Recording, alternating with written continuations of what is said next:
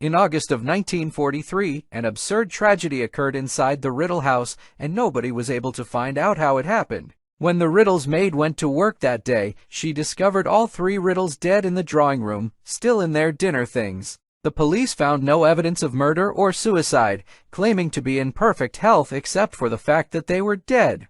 They arrested the Riddles gardener Frank Bryce for questioning, since the door and windows were not forced open or shattered on the night of their murder, and the Riddles cook testified that he was the only one with a key to the house. Frank, however, said the only person he saw that night was a mysterious dark-haired boy, and was released due to lack of evidence, but many still believed he committed the murders. Half a century later, on the night of August 16, 1994, an elderly Frank is still working as the groundskeeper at the Riddle House. He sees a fire flickering in one of the rooms and goes over to investigate. Inside, he overhears the same Lord Voldemort and his servant Peter Pettigrew planning to capture Harry Potter. Voldemort also plans to reward Pettigrew for his help in capturing Bertha Jorkins, a Ministry of Magic employee who Voldemort extracted information from before killing.